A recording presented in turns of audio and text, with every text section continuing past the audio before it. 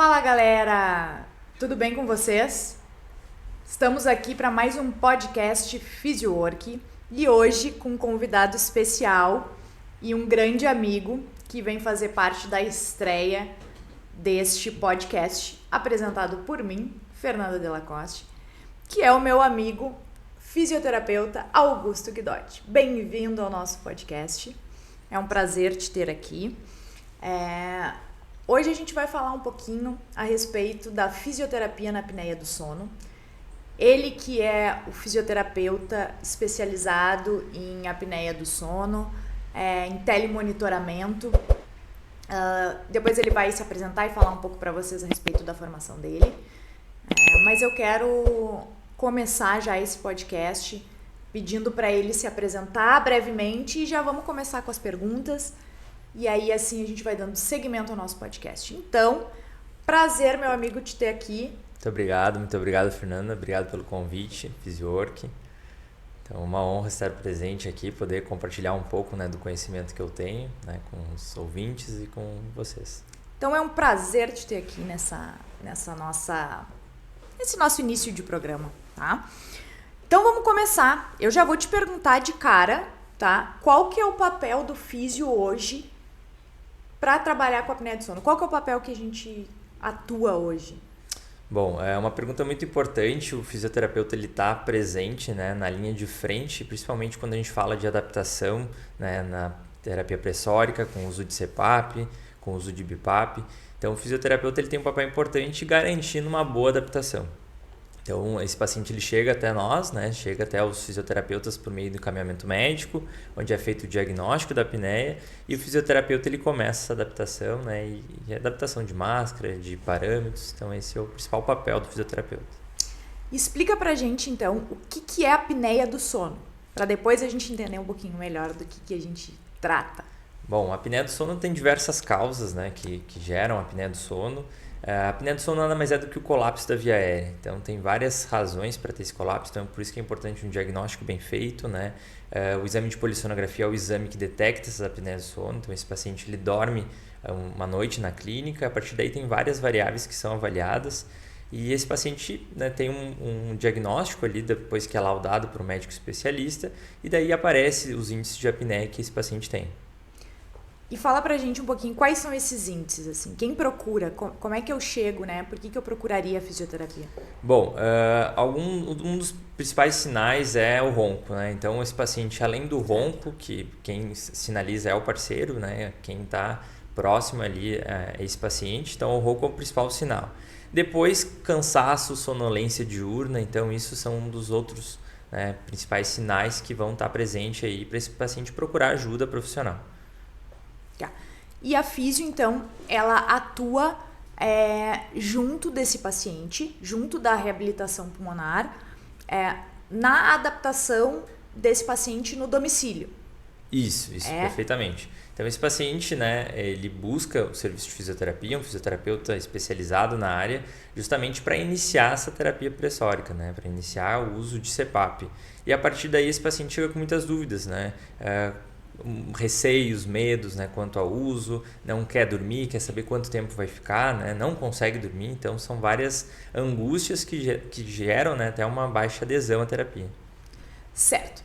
Antes da gente falar um pouquinho a respeito do CPAP, do que é esse aparelho, antes da gente trazer para o pessoal entender o que é e como é que ele funciona, fala um pouquinho da tua formação acadêmica, da tua trajetória até aqui, como é que foi chegar, o porquê que tu buscou essa especialização, o que te chama a atenção? Fala para nós. Bom, eu sou egresso da UBRA de Cachoeiro do Sul, do interior do estado. Quando eu vim para Porto Alegre, eu sempre visei, né, essa área da fisioterapia respiratória. Trabalhei em um hospital de grande complexidade, né, na área da fisioterapia respiratória aqui em Porto Alegre. Busquei especializações na área da respiratória, busquei especialização, né, pós-graduação na área do sono especificamente.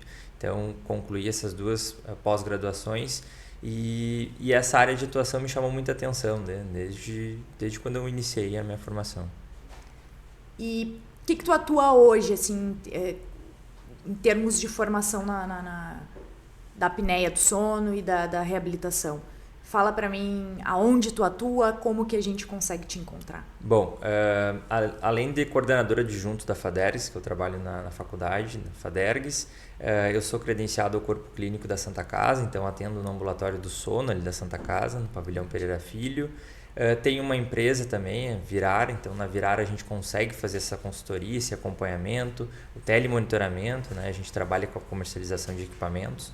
Então eu estou nessas frentes, né, da assistência e também na docência, no administrativo. Então eu tô aí nessas... Multifacetas. Esse é o meu amigo Augusto. Perfeito, vamos falar então um pouquinho de aparelho, do que é o CPAP e depois tu mostra um pouquinho pra gente. Perfeito. Tá? O CPAP, então, ele é uma pressão positiva, né, de um nível. Então, a partir dela, o uso do CPAP evita a apneia do sono, então evita esse colapso da via aérea. Então, até trouxe aqui um equipamento, né, para vocês verem. Então, esse é um CPAP. Existem várias marcas de CPAP no mercado. Eu trouxe esse aparelho, ele é um aparelho de alta tecnologia. A maioria deles tem possibilidade de telemonitoramento, né? Nós vamos falar um pouquinho de telemonitoramento, a gente vai falar a respeito de como que a gente faz o acompanhamento desses pacientes que estão sendo acompanhados em casa. O Augusto vai nos explicar agora um pouquinho a respeito de como funciona essa primeira visita, tá? Como é que é essa avaliação de quem precisa e como é que tu faz essa primeira visita. Bom, perfeito. Então o paciente ele chega, né, com a indicação de uso de CPAP, adaptação, exame de titulação, tudo isso a gente faz na primeira semana de uso desse paciente. Então, quando é entregue o aparelho para ele, é entregue também possibilidade de máscara, né? Adaptação de interfaces nasais, oronasais. Então, tem vários tipos de aparelhos e marcas, né, no mercado.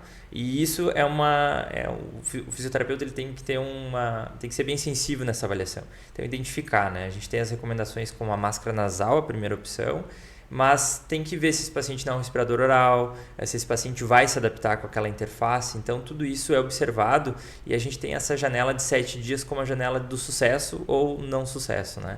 Então, é ali que a gente garante essa melhor adesão, né, e melhor experiência nesse paciente. Perfeito. Tu trouxe alguma máscara pra gente? Dá uma olhadinha para o pessoal entender o que a gente está falando. Tem um modelo de máscara nasal, vou abrir até para vocês verem. Porque isso que o Augusto falou é muito importante. O fisioterapeuta ele precisa ter essa sensibilidade de entender qual é a melhor interface para o paciente. Porque é isso que faz sucesso na adesão do tratamento desse paciente. Então é muito importante, além da gente saber utilizar o aparelho, do para que serve, a gente entender qual é a melhor forma de administrar esta pressão positiva na via aérea. Porque a melhor forma é a forma que seja mais confortável para o paciente. Com certeza. A recomendação é a máscara nasal, então a Academia Americana do Sono recomenda a primeira opção a máscara nasal, mas a máscara, como eu falei, depende muito da experiência do paciente, né, dos valores, das variáveis que aparecem no relatório do sono. Então tudo isso a gente consegue ver, desde a fuga de ar que o relatório mostra. Então, a partir daí, a gente vai fazendo e testando outras interfaces se há necessidade. Essa é a máscara nasal. Isso, aqui eu trouxe um modelo, né? Tem vários modelos no mercado, mas eu trouxe uma máscara nasal. Então, essa máscara ela é encaixada no nariz, ela veda, né, com silicone. Depois a gente tem as máscaras Pillow, né, que tem no mercado, que são aquelas máscaras que são só encaixe no nariz. Sim, que são os encaixes nasais. Exatamente. Perfeito. Como eu trabalho já com diversos médicos, especialistas na área, também a gente tem essa troca bem próxima e eles, né, junto comigo, a gente concorda que a máscara Pillow, ela tem por não ter um encaixe bem vedado, faz com que esse paciente acorde de forma recorrente durante a noite, né? Porque escapou, vazou, acordou. Então, essas máscaras, desde que bem confortáveis, que vedem, né, bem a cavidade nasal, elas são as mais indicadas. E quando o paciente ele é respirador oral, ou seja, quando ele respira pela região da boca, como é que funciona? Bom, uma opção seria o retentor de mento, né, que é uma faixa que esse paciente, às vezes, quando eu observo que ele tem uma fuga excessiva, né, é um respirador oral, a gente pode usar a máscara nasal e daí é mais uma informação para esse paciente, então é mais uma faixa para segurar. Então isso é uma opção. Outra opção seria a máscara oronasal, né, que é nariz e boca. Então daí também a gente poderia fazer o teste. O que acontece é que às vezes a máscara nasal também promove maior ressecamento, é maior, então acaba gerando um pouco de desconforto aí para esse paciente, né, nessa não noite é a mais sono. não é a mais utilizada hoje na tua prática clínica. Bom, a nasal é a primeira opção. A nasal é né? a primeira. Tanto que é recomendado.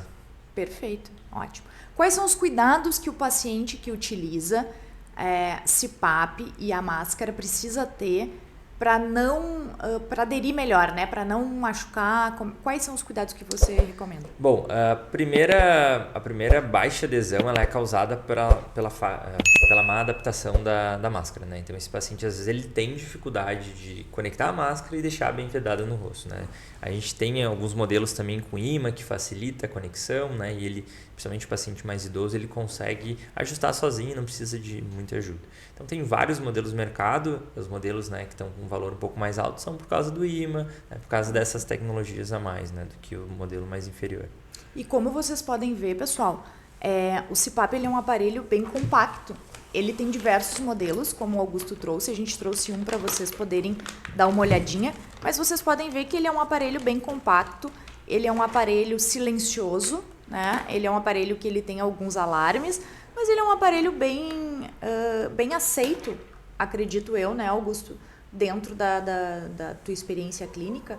Hoje a gente tem visto que os pacientes têm procurado bastante porque o benefício pro dia a dia dele, né, é muito, muito importante, né? Ele melhora muito a qualidade de vida desses pacientes.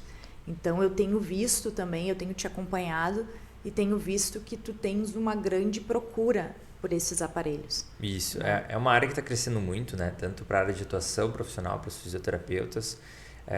É um mercado que ele é um mercado promissor, a gente vê os pacientes buscando mais qualidade de vida, buscando o diagnóstico, né, que é o principal passo para ele identificar a apneia. A própria mídia, né, as informações estão aí mostrando que a apneia ela tem outros prejuízos, né, à saúde, como aumento de doenças cardiovasculares, né, aumento de demências. Quando esse paciente ele faz a apneia, ele reduz a saturação de oxigênio. Essas apneias muitas vezes podem chegar a 30, quase 1 minuto de apneia. Isso é muito grave, né, a longo prazo. Então as pessoas, né, na comunidade estão começando a ver a importância, né, do uso, né, do tratamento para a apneia do sono. E a gente falou um pouquinho, e agora a gente vai trazer esse assunto de novo, a respeito do telemonitoramento, tá? O que é esse telemonitoramento? Como que ele funciona hoje? Bom, esse paciente que chega, né, até nós para fazer esse acompanhamento, seja no domicílio, né, ou seja no consultório, a gente faz essa primeira adaptação com a máscara e a partir daí a gente cadastra o aparelho numa plataforma digital. Então, cada marca, cada empresa vai ter uma plataforma específica. Aqui a gente cadastra pelo número de série e a partir daí coloca algumas informações desse paciente e a partir de um ajuste inicial eu consigo fazer a monitorização à distância desse paciente. Então, eu consigo emitir relatório à distância e mandar para o médico, mandar para o paciente. Além disso, eu consigo ajustar parâmetros à distância. A gente tem paciente não só em Porto Alegre, na região metropolitana, no interior, e essa facilidade tecnológica, né, nos permite ter esse acompanhamento e esse ajuste, né, para evitar um deslocamento até o domicílio. Em alguns casos é necessário, porque o paciente tem alguma dificuldade, né, mas permite aí estar em mais de um local, né, e pode ser fisioterapeuta à distância, vamos dizer assim. Perfeito, hoje é o que a gente busca, a gente precisa adaptar, né, trazer as novas tecnologias para a gente a nosso favor. Isso faz com que o paciente também seja melhor assistido, né, dentro da sua casa, né, pessoal? Então isso é bastante importante. E importante que vocês saibam que existe, porque a grande maioria das pessoas não sabe que existe esse telemonitoramento. Sim, é algo novo, né, que veio nos últimos anos, mas que facilita muito aí quem está na adesão, né, e garantindo a adesão desse paciente. Bom, falamos um pouquinho então sobre isso. Quero que tu traga pra gente, para relembrar então, quais são as vantagens da gente ter esse telemonitoramento. Bom, a principal vantagem é evitar esse deslocamento recorrente, né? Então, muitas vezes, para evitar que vá até o domicílio mais de uma vez, distâncias grandes, né? Cidades diferentes, então a gente consegue, né, um acompanhamento por vídeo para esse paciente, acompanhamento pela plataforma, e a principal vantagem, né, é poder emitir esse relatório e você vai fazer esse ajuste mais fino, né, quando a gente detecta que esse paciente não está usando. Então lá na plataforma vai aparecer a sinalização em vermelho se esse paciente está com fuga excessiva, se ele ainda segue com as apneias, então a gente consegue fazer esse acompanhamento bem próximo desse paciente, consegue mandar os ajustes necessários, né, para a máquina dele. E quais são os principais desafios enfrentados hoje, né, pelos profissionais da saúde que trabalham com a reabilitação de apneia do sono e distúrbios do sono, que tu enxerga, né, na nossa rotina clínica? Qual é o maior desafio para ti? O principal desafio é a garantir a adesão. Então, a gente aí já atendeu nesses 4 anos inúmeros pacientes. A adaptação vai de paciente para paciente, então é o principal desafio. Por isso que eu falei que essa janela de 7 dias ela é fundamental. A gente tem que estar acompanhando essas primeiras noites, né?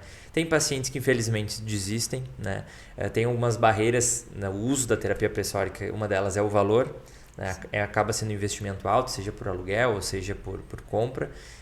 Mas o uso da máquina, né, essa resistência do paciente e essa má adaptação acaba sendo o principal desafio, né, do profissional.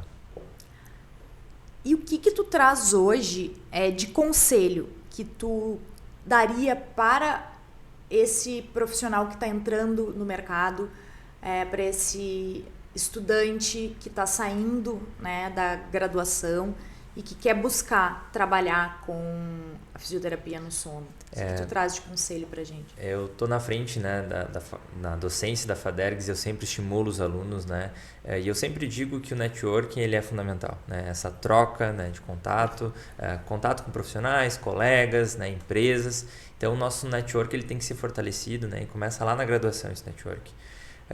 É uma área que está em crescimento. Acho que tem ainda muito espaço para os fisioterapeutas que estão ingressando atuarem. E uma dica é o network, é o contato com a equipe médica, com profissionais da área, né? E essa troca ela vem, né? Demora um pouquinho, mas a gente consegue chegar nos nossos objetivos.